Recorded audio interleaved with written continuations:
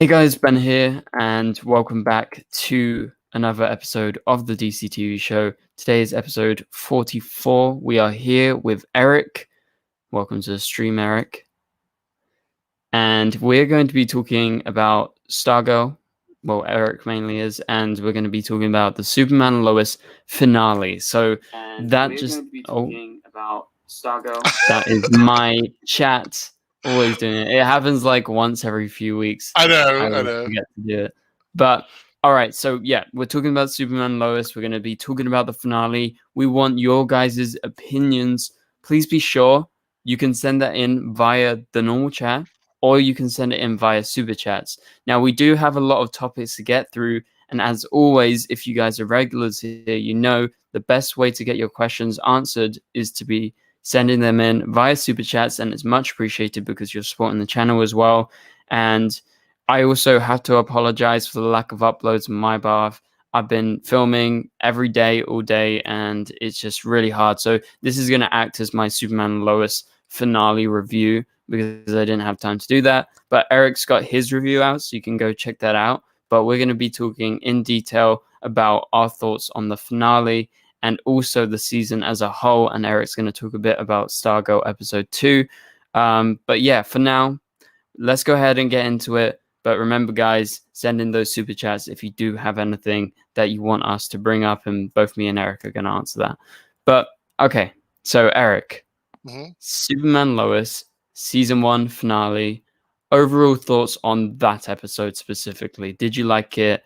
Was it okay? Was it bad? Tell me. I've seen a lot of people complain about it, but I absolutely loved it. I thought it did everything I needed to do. The only like minor thing that bugged me a little bit was the stuff with the power of love thing between Lois and the kids when they were fighting in the Mindscape or whatever you want to call it.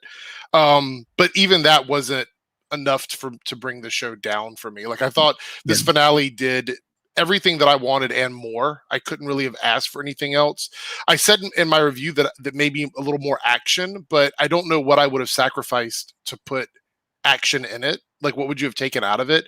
And I don't think there's anything that I would have taken out of it either. So for me, I thought it was a perfect wrap up for arguably one of the best seasons of Arrowverse DCTV shows we've had. So yeah, I agree, and I don't really have that many big problems. And I'll bring up like I have a few slight nitpicks, but I wouldn't say that there are any like impediments on the episode because I loved the episode.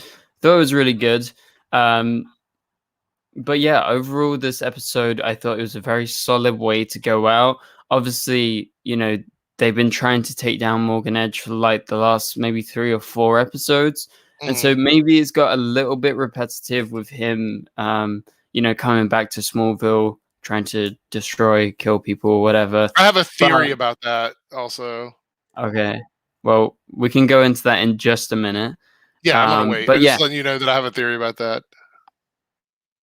Yeah. But yeah, so I thought the action scenes were good. I thought the emotional scenes were good, especially that one scene with I know you said you had like a slight nitpick, but the one scene when Lois is like totally like breaking down in front of Jordan, thought that was a really good scene. I don't remember, is that was a new scene, but just like inside his subconscious, I believe. I think Tom Cavanaugh did a good job in this episode directing. That should be noted. He did direct this. And yeah, it was just a good way to wrap up the season. And all right. So I just want to ask one more question before you get into your theory and before we get into more thoughts.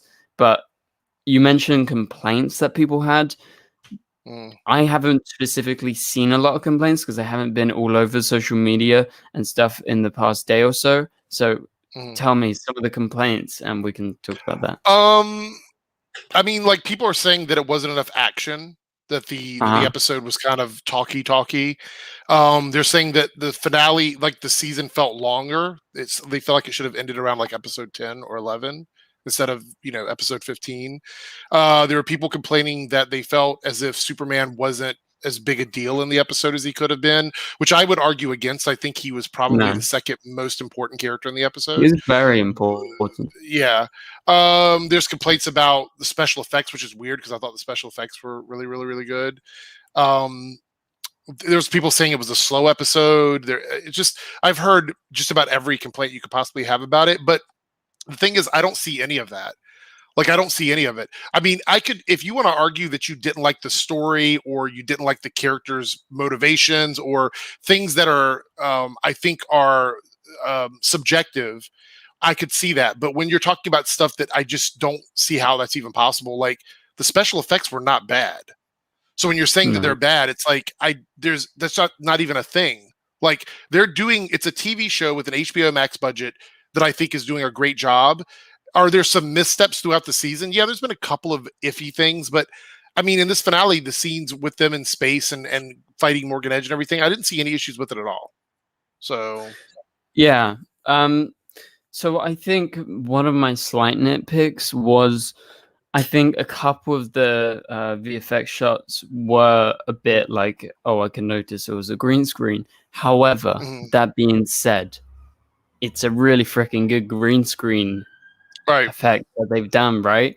Compared to a lot of other stuff you get, even in big Hollywood films, or, compared to the CW stuff, it's much better. And I still think they do an excellent job.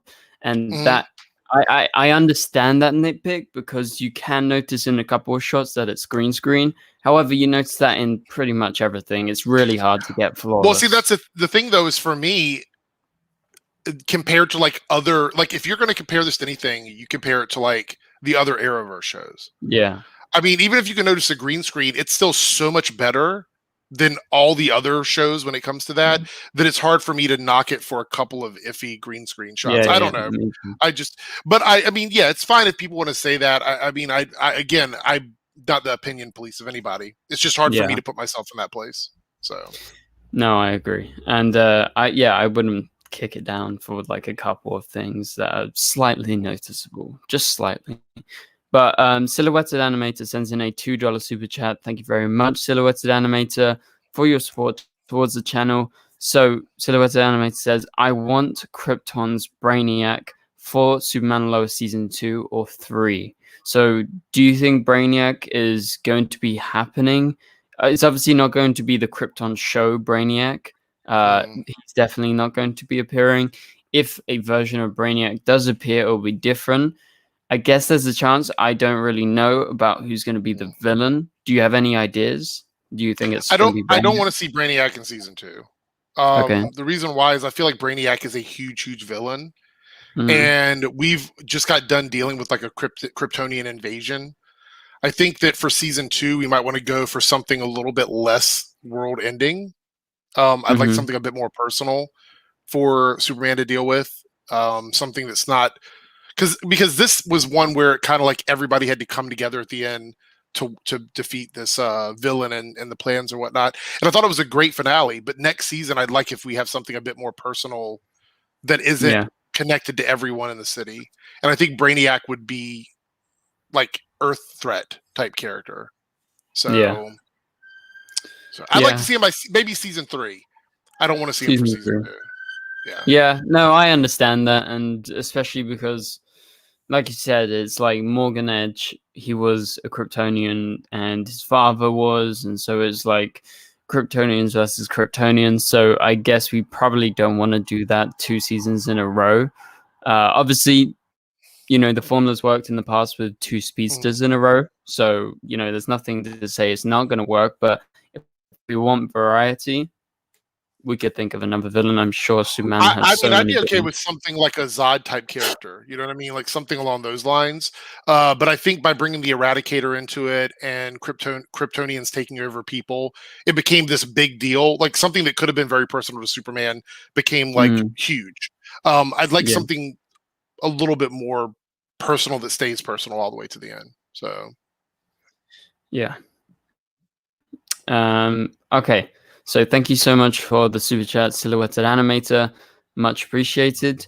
Okay. Let's go on to talk more about the season finale of Superman and Lois. Okay. So I have I have a note here to talk about. So basically, the way the episode starts is how the last episode ended with the search for Jordan, which continues. And so Superman goes absolutely everywhere, and it leads him towards finding Jordan eventually.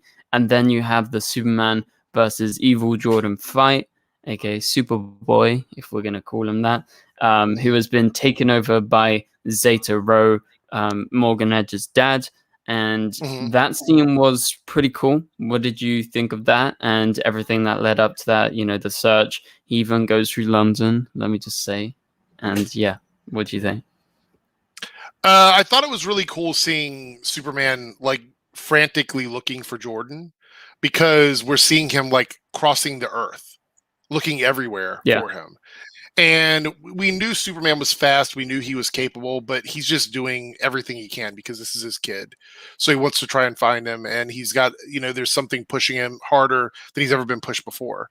And so we had that aspect of it. So you could see that emotion. I thought Tyler Hoechlin did a great job in that scene, conveying that fear that you would have as a parent when your child is missing and you don't know where they are. Yeah. And even, you know, Elizabeth did a great job as well on her end with dealing with Clark on the other side of that.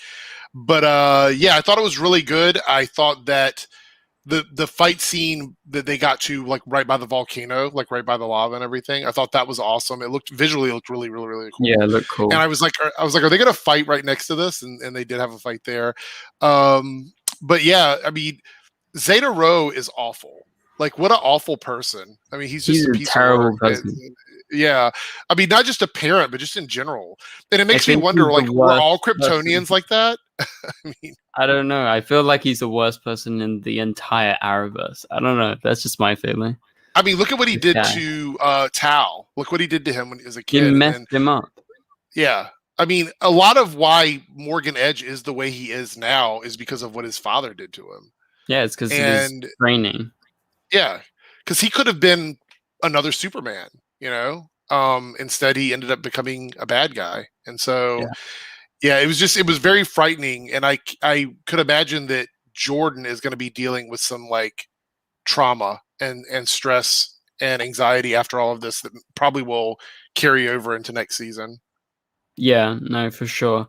And I definitely think it's leading up to something big with Jordan. Like, when's he going to get the suit? Do you feel like he's going to get it next season?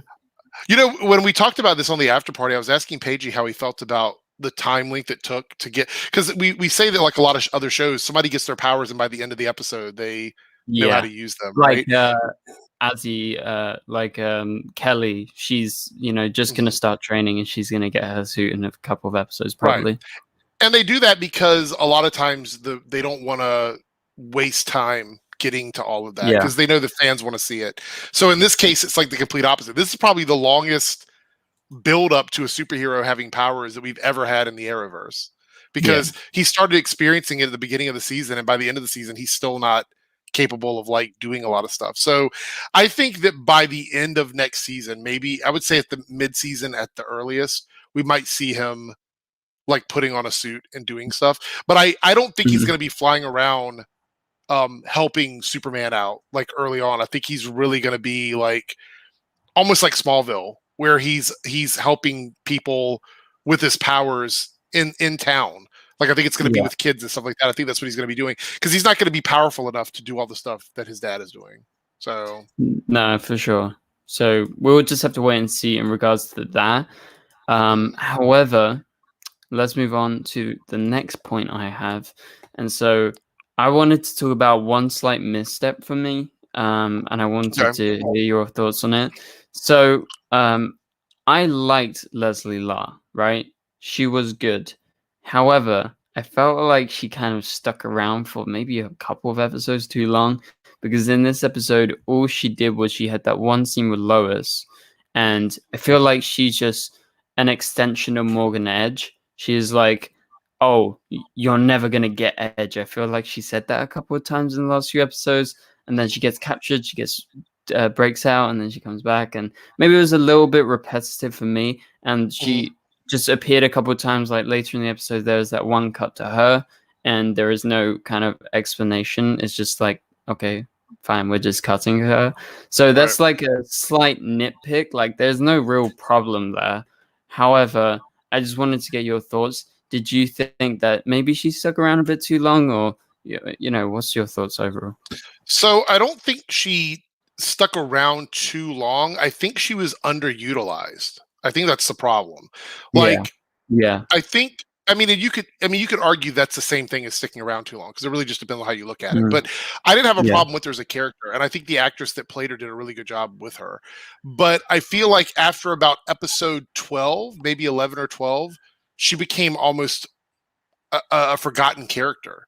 She was always off doing something else. Like, she was just out and about doing whatever Morgan Edge wanted her to do. And the only real pivotal scene she had is when she was trying to kill Lois. And that was it. Other than that, she hadn't really had much, going on. I think she would have been more important if we didn't have like a million Kryptonians inside of people's bodies. I think that's the problem. Yeah. Is she was not unique enough. Them. Yeah. Yeah, she wasn't unique enough.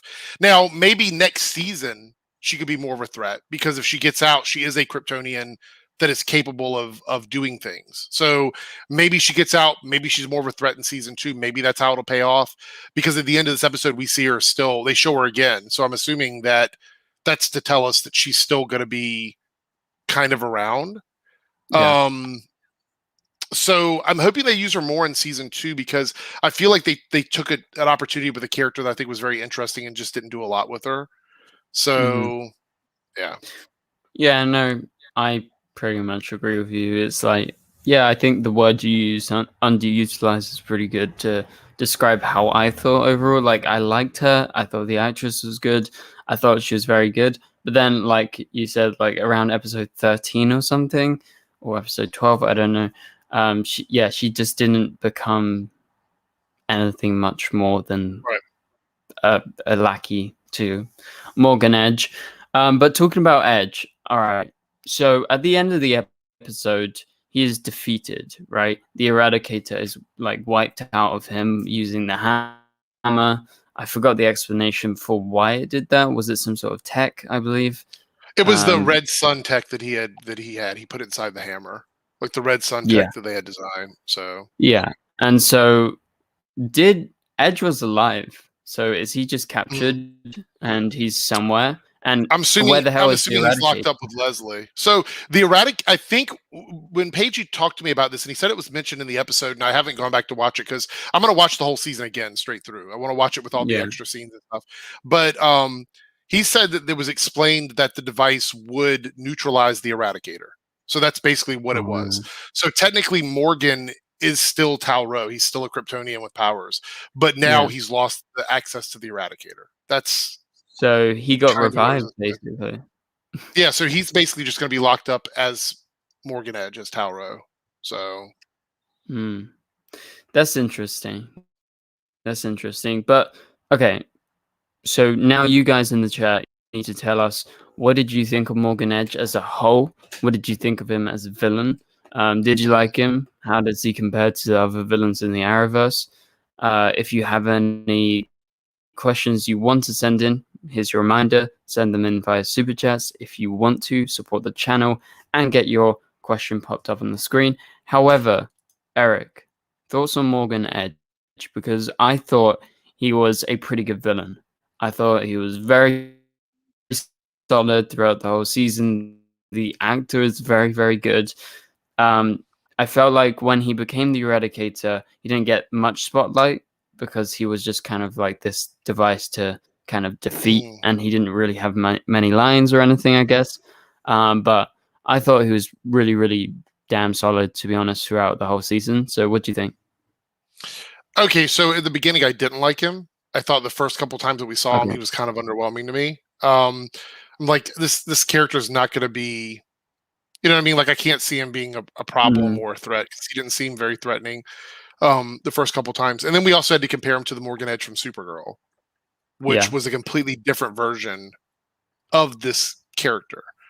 But by the way, and I just want to note quickly before I go on, how do you feel about that now that we found out that this Morgan Edge was actually Tal-Rho? Do you think that other Morgan Edge was, and we just never got there pre-crisis, or do you think that this is just some weird change that Crisis did? I think if they ever explain it, or if we try and explain it, I think it's some weird Crisis change. Okay. Yeah. Because to me, it I was don't like, think that's I can't see that other Morgan Edge as Talro. He seemed like a businessman to me. Like, no, there's yeah, nothing he's a about good. him that seemed like Talro. So this feels He like a wasn't weird change evil. that was caused Yeah. by Crisis. I'm wondering though if this is kind of the theorizing mind of mine, but if there was another Earth in the multiverse where this Morgan Edge was Talro, and that it never Mhm. happened, or it never would have happened on Earth 38, but because they merged them together, this was kind of one of those things that just happened. I'm wondering if that's what it was. Like if that's how the change happened. Like it was just like one Earth had the Talro version, one Earth didn't, and when they smushed them together, the Talro one just took place of the one that we had before. I'm guessing that's the only way that could happen. But anyway, we'll probably never get Yeah. an answer to that. But I did like the storyline where, like, the one thing I loved about Superman and Lois that was missing from the Flash was the mystery. Like we had a lot of mysteries this Yeah. season, and the Morgan Edge reveal was huge to me. Like that episode was such a big deal, and I didn't really understand what was going on. And then once they revealed what the plan was, who the character was, what their motivation was, I'm like, okay, so this is a Zod-like story without Zod, with a brand new Yeah. character, creating a new mythos for Superman and Krypton and his family and his heritage. I really enjoyed it. I thought it was good. I thought it was a good story.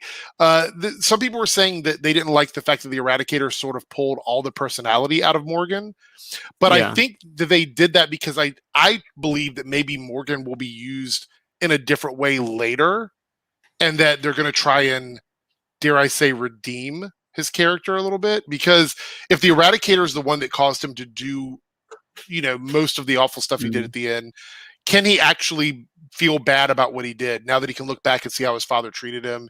Can he change his ways, or is he going to go back to being a villain again because he's still around?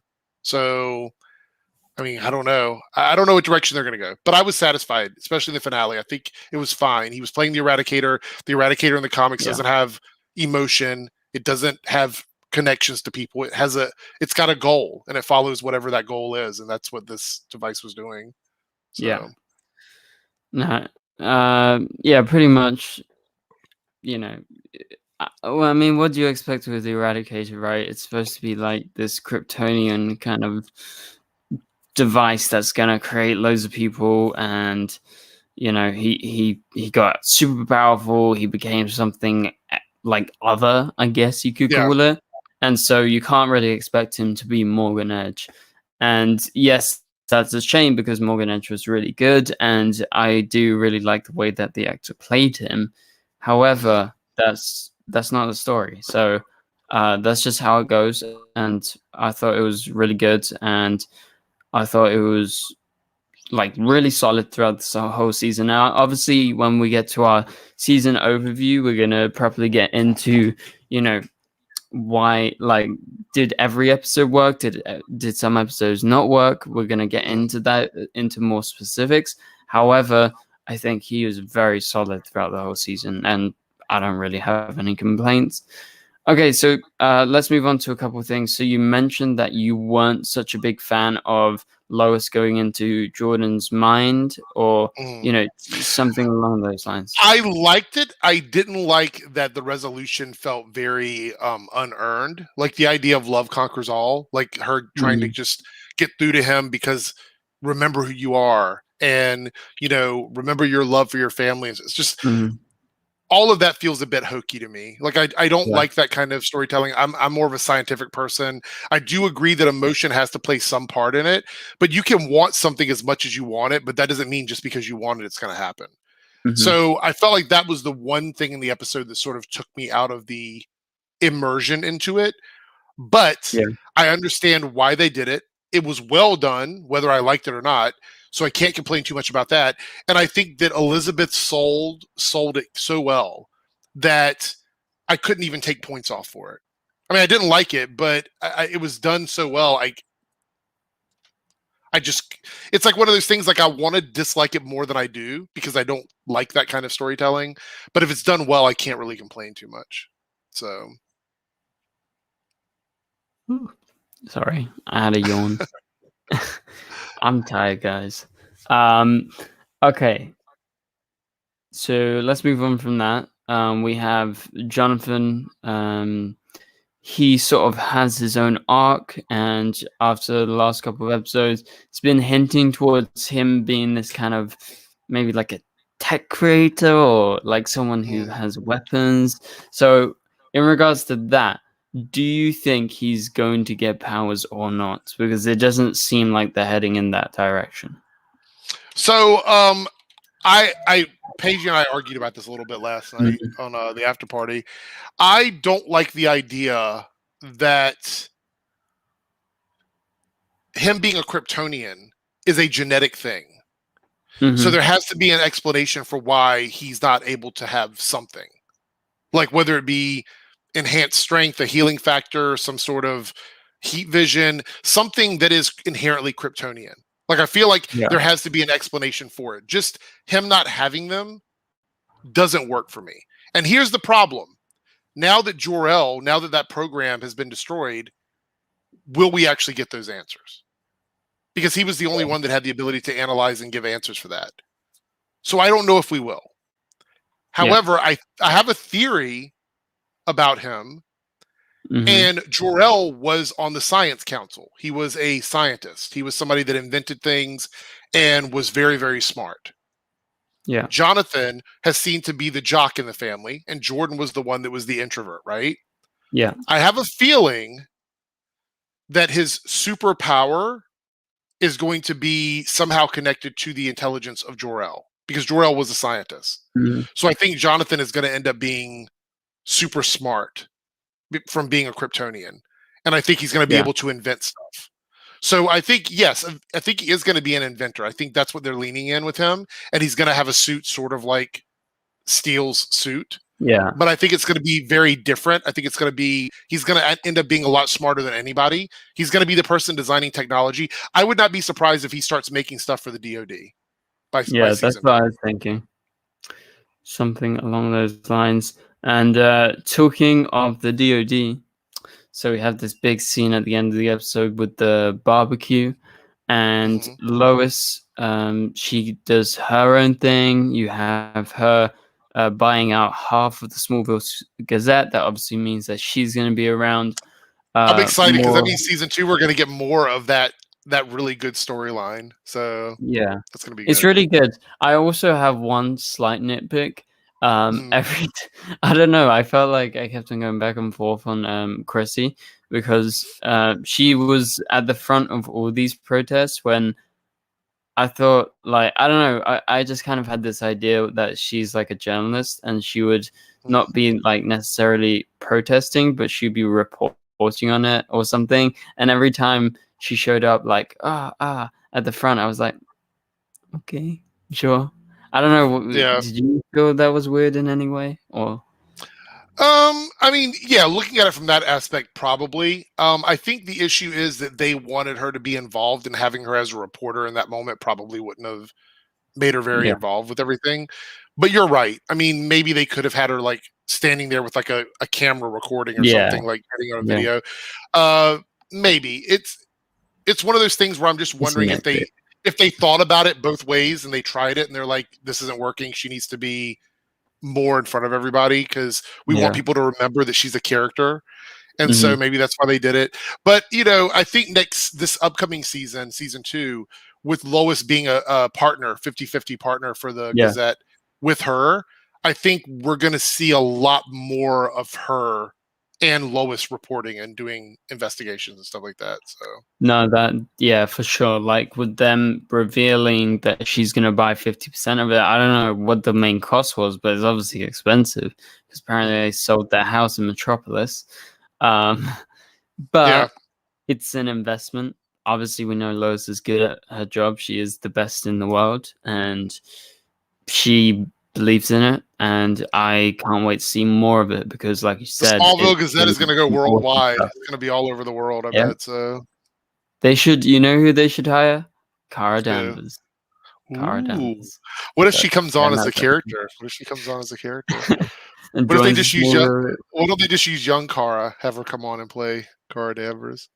I wouldn't be opposed to that. She's really What, good. what if? Okay, so like completely not going to happen. But what if it were like all of a sudden next season we have young Kara show up, and they're like, Mhm. "Oh, it's been in this world all along. It was never in the other Arrowverse. It's been in the world with this younger Kara or whatever, and that she's the new Supergirl, and so she's going to be on Superman Then and they Lois." reveal the spin-off show coming. Yeah, yeah. What? So It'd be cool. you would not hate that at all because I know how much you I love would the not the hate Dead that. Male episode. So I would take any Supergirl spin-off, which Superman Lois is, by the way, guys. right. Is a Supergirl spin-off. Why do Just people listen. not realize that? I've seen it on Twitter. People Yeah. are like, I didn't know it was in the Arrowverse. It's literally a spinoff of Supergirl. He literally showed up in season 2, episode 1 of Supergirl, guys. Right. It's pretty cool that people love a Supergirl spin-off so much and people Yeah. dislike Supergirl. Well, the funny Just thing is, Flash is technically an Arrow spinoff. So yeah, it's true. People would think of the Flash as its own, but it is an Arrow spin-off at the end of the day. Barry But, Allen was on technically, Arrow first. yeah, and technically, actually, wait, Supergirl isn't an Arrow spin-off because Supergirl started by itself. So technically, Superman and Lois isn't an Arrow spin-off. Right. Well, it is kind of with It's Lois, but that's a crossover spin-off. right. You know. Yeah. Anyway, that's just kind of like. Anyway, ignore me. All right. Talking about the barbecue, General Lane, he steps down. Is he going away in this next season, or is he going to be playing a role in the family more like he suggests? What do you think about this, guys? Let us know in the chat right now, and we'll answer some of that. But Eric, you go first. I mean, what was the point of recasting him if you're not going to keep using him? I mean, that's just kind of an issue I had with it. Like, I know they wanted to recast him because they said they wanted to be a bigger part of the show. I think the reason why they had him step down from the DOD, ultimately, regardless of what's going to happen with him, is that they want another character to come in and fill that void.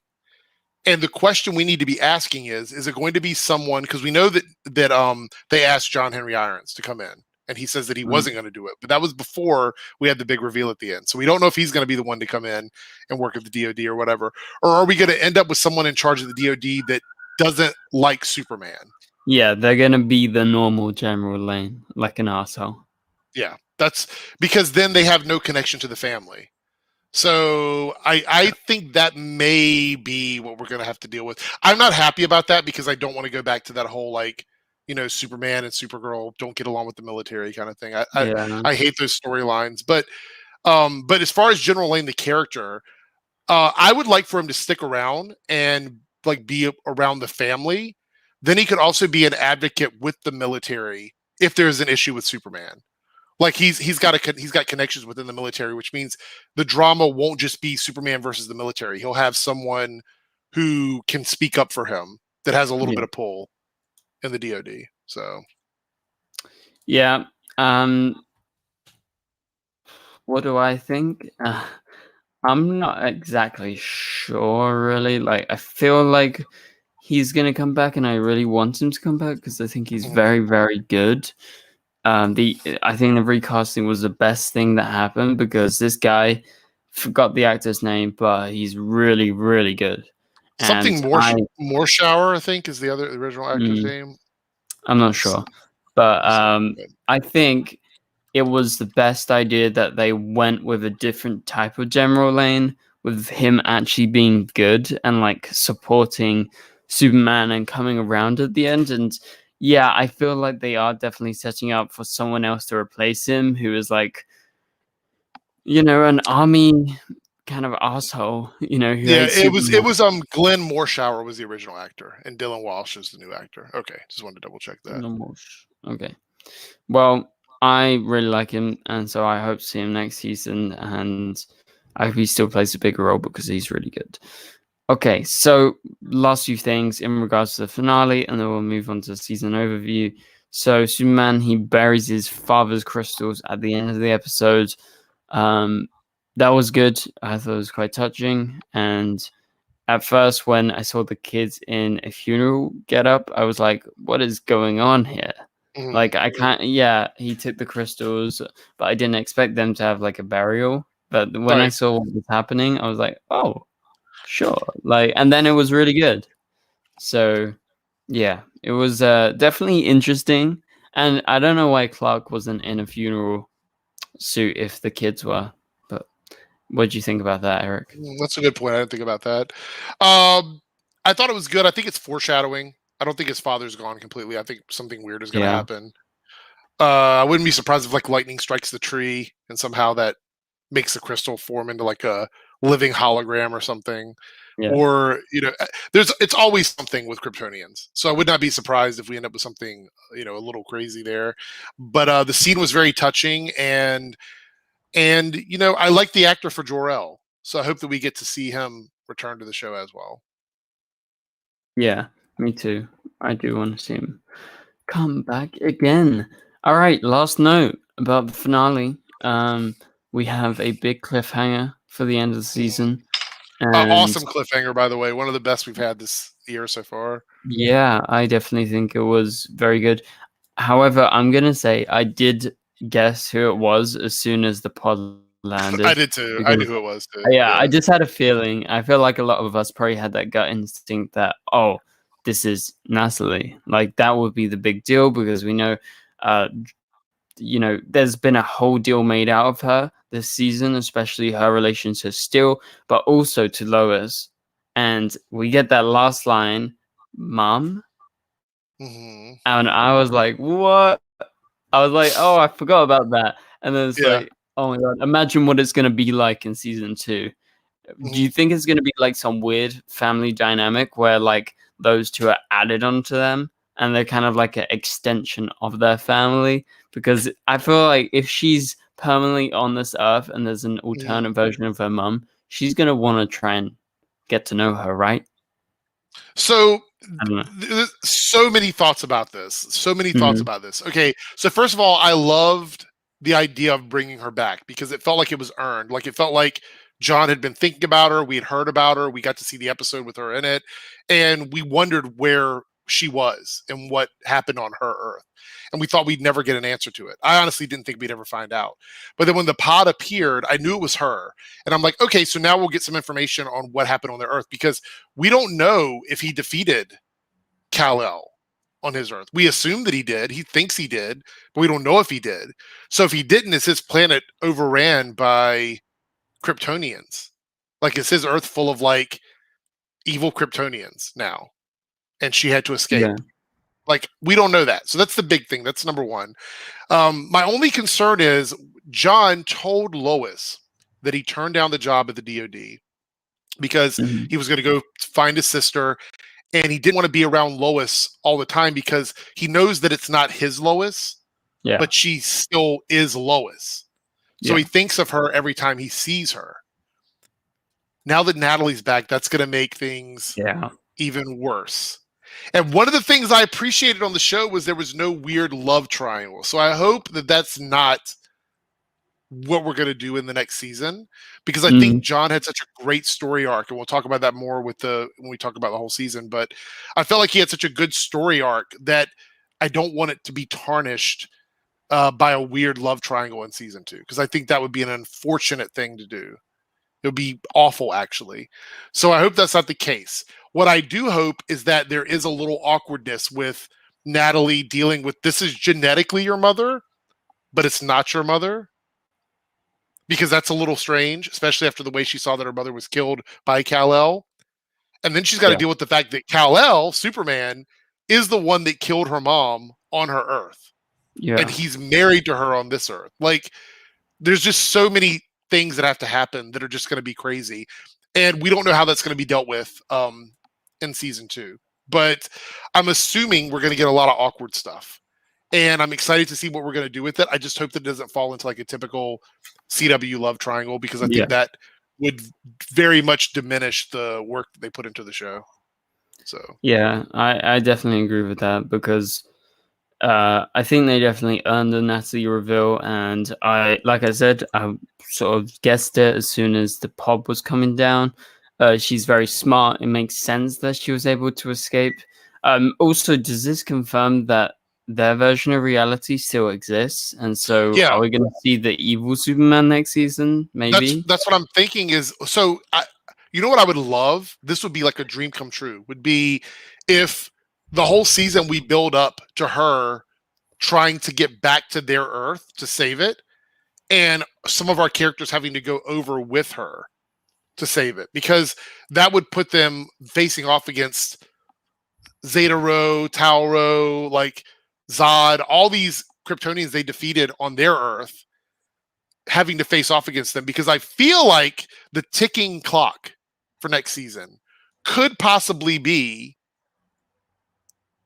that version of Kal-El from their Earth knows that Natalie escaped. They're trying to figure out the technology so they can come over and conquer this Earth as well. Yeah. That's what I think the ticking clock may be. So I think they may have to go over and stop them before that happens. So I would love that to happen, because if they come through and make it through, that would just be a rehash of what we just did. So I'm hoping that we have to go to that Earth and face off against them, because that would be different. That would be cool. Yeah, so that's what I'm hoping for. So yeah, and we're definitely getting Steel sticking around. I was unsure, but with that ending, obviously he's going to be there if Natalie's there. Yeah, and so he'll be a series regular next season for sure. Yeah, for sure. And I must say, like, okay, we can kind of go into the season overview now, but I really like Steel. I thought the way that they went with his character was absolutely like perfect. You know, them sort of starting him off as like this kind of villain, but then he kind of had this idea like, oh, he's only doing it because he thinks he's a hero. He thinks that Superman's going to destroy the world. And then you get the reveal that he's actually not Luthor, but he's John Henry Irons, aka Steel. And he turns out to be this cool hero with a great getup, might I add. I think it's really cool. And he is someone who is, you know, I feel like he's smart, you know, he can make that suit. It's not just like he's randomly got that suit. It's a suit that is like an extension of him, you know. It's like kind of just, I guess it's like Iron Man, right? You know, Iron Man's super smart, so he makes his suit, you know, as advanced as he can, and that's how he's able to keep up with these other people. And I think it's really cool what they've done with Steel this season. What do you think of Steel this season? Oh, I mean, that was one of the greatest flips that we've had when it comes to that comment. That's one of the biggest flips that we've had on any of the Arrowverse shows, because we were assuming that this was another Earth's version of Lex Luthor. Like, everything told us that he was. You know, we just didn't have any other concept of who he could be. Looking back, maybe there were hints here and there, but they did such a good job of keeping that a secret. And when that reveal finally happened, it felt so good. So I loved his character arc. I loved him starting out as being perceived as a villain, then becoming a good guy. All of it. I think he had the best individual story in the whole season, next to Lois Lane.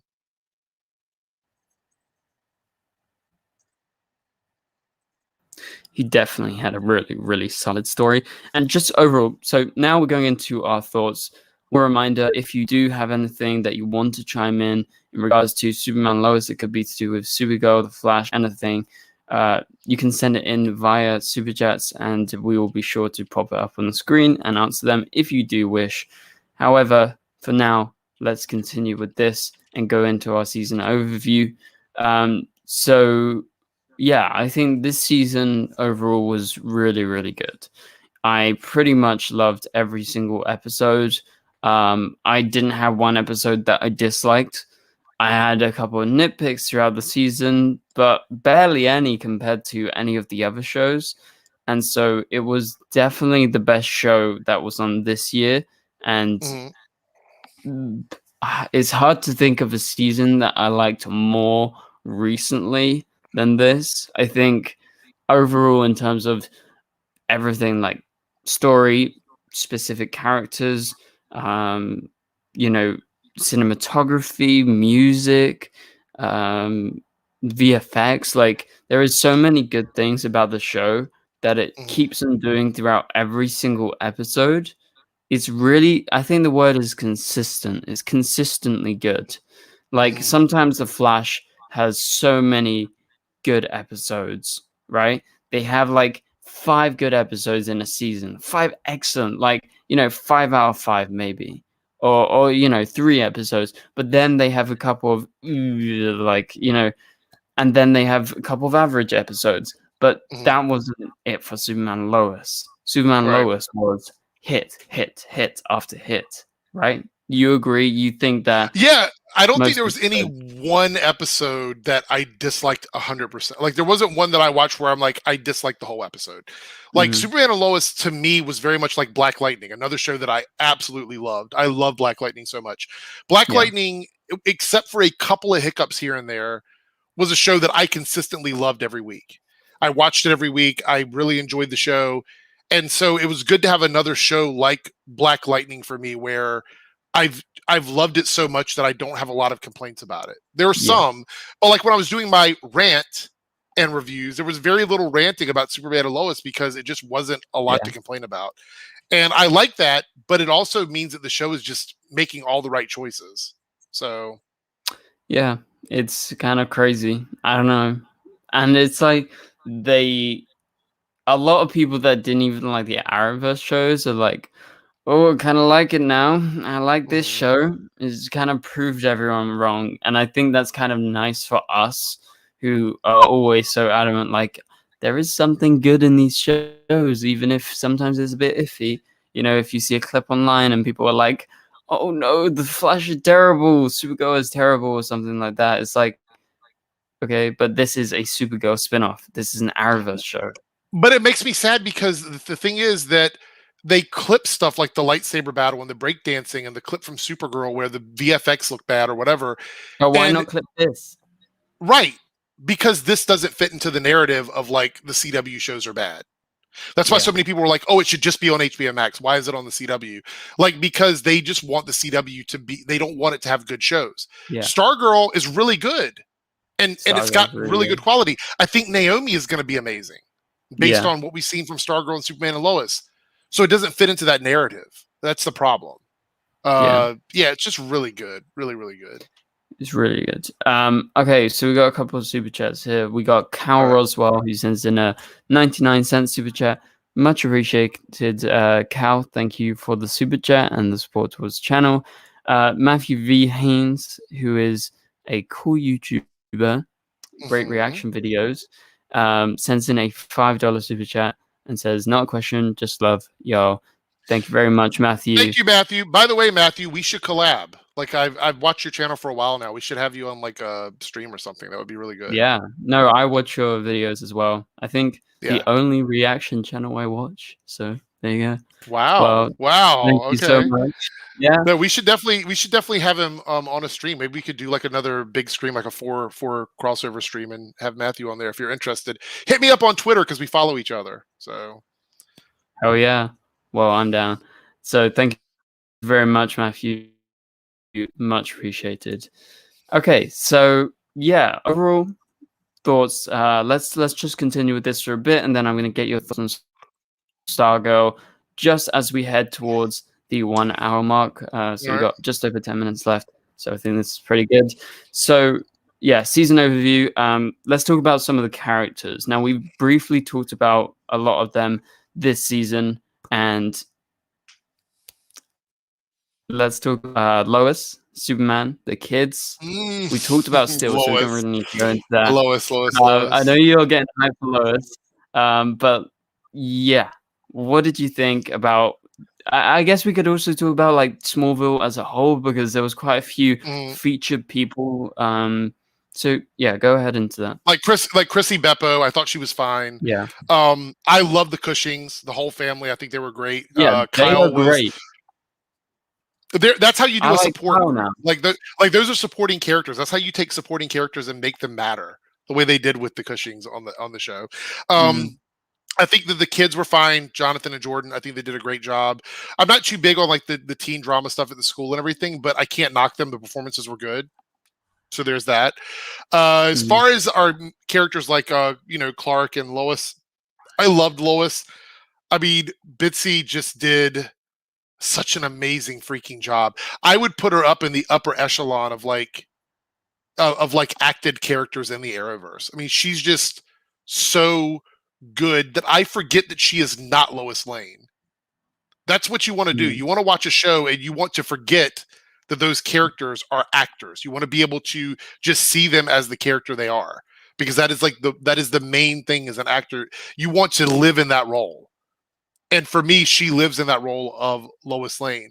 And I think Tyler Hoechlin has really, I think in terms of like breaking people's concept of him not being Superman or Clark. I mean, at the end of the season, how can you say he's not Clark Kent, he's not Superman? I mean, he killed it the whole season. I think he did an amazing job. He totally works as a dad. His relationship with Lois, absolutely great. The two of them together. I think they don't have to tell us that they're lightning rods. She doesn't have to go, "Oh, you're my Superman." You're my Superman. He doesn't have to say, "Oh, and you're my anti-kryptonite." Like, they don't have to have those kinds of conversations because they show it, they don't say it, and we get it through actions. And Lois, even though, because the only real character we have to compare Lois with in the Arrowverse would probably be Iris, because they're very similar characters. And so, yeah, Iris, even though she doesn't have top billing on the Flash, they've made it very clear that she is, next to Barry, she's the most important character on the show, and they want to do they want to do stuff with her to make her that importance felt. I'm okay with that. I have no issue with that. They've tried to do it the way that everybody's been. I don't think I've ever seen anyone not ask for what Lois is giving us, which is investigative reporting done really, really well. We have been asking for that from Iris for so long. And to see on Superman and Lois that it can be done at the level that it's being done at means that it is possible. They are capable of doing it. And so for me, Lois represents so many positives in that regard. You took a character that is supposed to be an investigative reporter in a world of superheroes, and you made her just as powerful as Superman. Not in physical power. Of course, she's not a Kryptonian, but the weight that she holds on the show is at the same level of Superman. Yeah. And you didn't have to shove her into stories that she doesn't really fit into, which I think is amazing. Yeah, I think there's a really big testament to the writers and, also Todd Helbing. I think, those guys did a very good job with actually making Lois a character that is just as important as Superman. And now that was something that lots of people were questioning going into the show. How is Lois going to be as important as Superman? Because Superman is Superman, right? Everyone is looking up to Superman, so viewers look towards Superman, right? However, they found a way to make Lois just as important, if not more important sometimes, than Superman. And I think they smashed it. And I definitely think that is the biggest highlight for me this season. And I know it is for you as well. So, yeah, what did you guys think of Lois? And let us know in the comments. And I love the aesthetic of Smallville. The whole town felt very real to me, which is something they did a really good job with. So yeah, I mean, they created a whole set outside of Vancouver. Like, it's literally a town they built.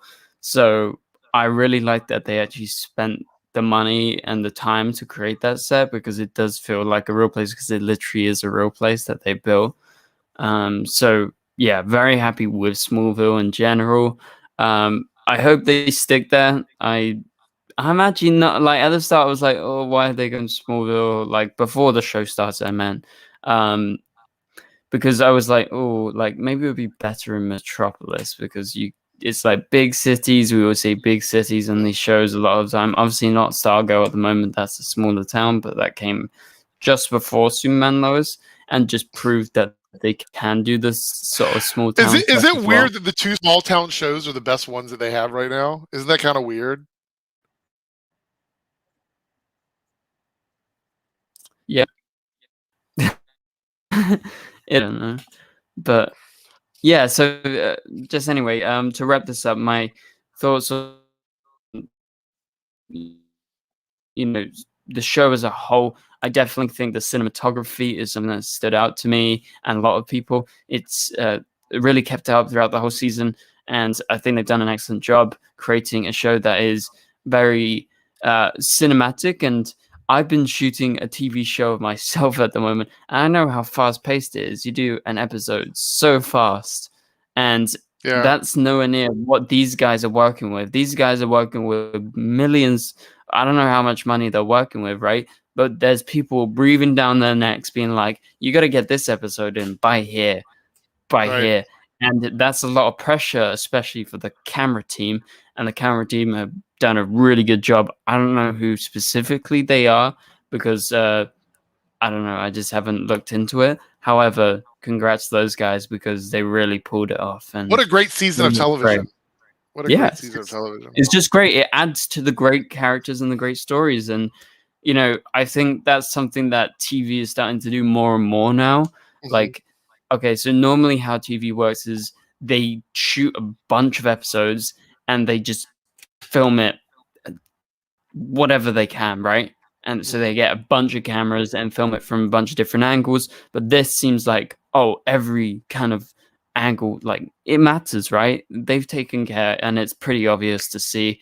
And so I really appreciated that coming from someone who makes films as well. So yeah, he doesn't want to tell you, but he's actually shooting the pilot for Mon-El, the spinoff for Mon-El. Yeah, so yeah, guys. I'm currently in Vancouver with Chris Wood filming, but Mon-El and the Legion of Superheroes. That's the name of the show. The official title. I came up with it myself. Wow, we're coming up with the hour mark already. That's pretty crazy. Okay, so all right, just before we actually let's wrap up our Superman Lois thoughts before we go into Cody's super chat here. So overall, are you excited for season 2? And where would you roughly rank this in, you know, the Arrowverse? You don't need to say exactly, but like, is it top tier or something? Okay, so yes, very excited for season 2, obviously. I can't wait to see, because they're gonna, I believe this is gonna come out, the season 2 is gonna start in January or February of next year. So we have quite a while for filming. So we're not gonna get too many teasers yet, but I'm excited to see whatever comes off of set and what any kind of back photos we get from the behind the scenes. And as far as ranking Superman and Lois, do you mean this season versus other seasons or just the show in general? Yeah. Okay. This season. Okay, so this season would definitely be in my top 5 seasons of all time. Somewhere in there. Because I don't think there's a lot of problems with it. If we go by track record, I think it's just too good to not put it. I think most people would put it in their top 10. I would probably put it in my top 5. Yeah.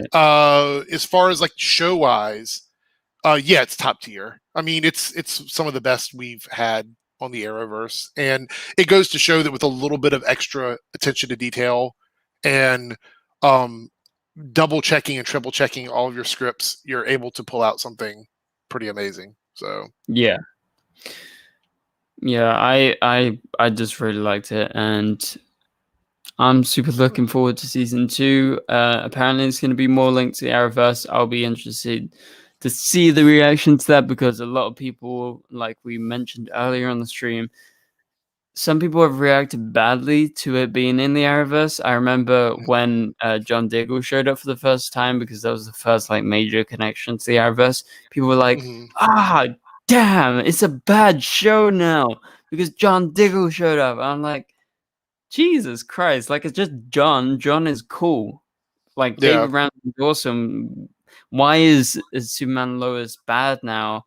Because someone from the Arrowverse showed up when it literally is a Supergirl spin-off as we've guys throughout this whole stream. So I'm looking forward to more connections, but I really liked it. That was very isolated. And the actual Todd Helbing said there's going to be more connections in season 2, by the way. That's what I mean. Yeah, exactly. I think we're lagging a little bit. Looking forward to it. Yeah, I think we got a couple of seconds delay, but we can deal with it. Okay, so let's go into the final 2 super chats. And if you guys have any final questions, now is the time to start sending them in. So that's your warning. And we're going to just go through these really quick. So Cody sends in a $5 super chat. Thank you very much, Cody. Cody says, Flash's biggest issue is all of its showrunners, too many. Eric, what do you think about this? Do you think I think that's one of the problems. There's a lot of problems with the Flash. The show just, it's almost like it needs a reboot because it feels like it's heading in the direction of Legends, and Legends is at the point of no return now. So, yeah. I don't know. Like if they don't fix what's going on with it now, like the humor and the silliness, there's no going back on it. It's going to be like that for a while. So I'm just hoping that they can rein it in a little bit before it goes too far. But I don't know if it's redeemable anymore. So that's what I'm a little bit worried about. Yeah, I think, like you said with the reboot, maybe they just need to kind of take it in a slightly different direction. Take a note out of Superman and Lois's book, maybe. I don't know how they would do that, but I think every show should be looking, like every Arrowverse show should be looking at how good they made the season by paying attention to certain storylines, continuing it throughout the whole season. And I think having really nice cinematography doesn't help because it's nice on the eyes. But yeah, I don't know. I guess there is, I think a lot of the problem comes down to writing, I think, with the Flash, more so than a lot of other things.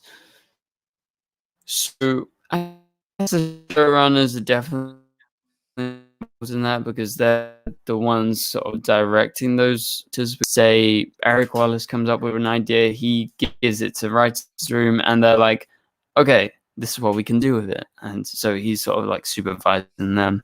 So, it's a bit of everyone. But yeah, thank you so much for the super chat anyway, Cody. I really appreciate the support towards the channel.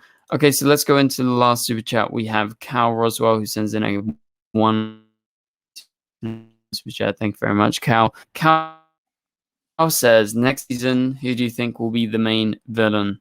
Eric, any ideas? Wasn't there a drop from what was her name? The love interest for Jonathan about her father being like in prison in Central City or something?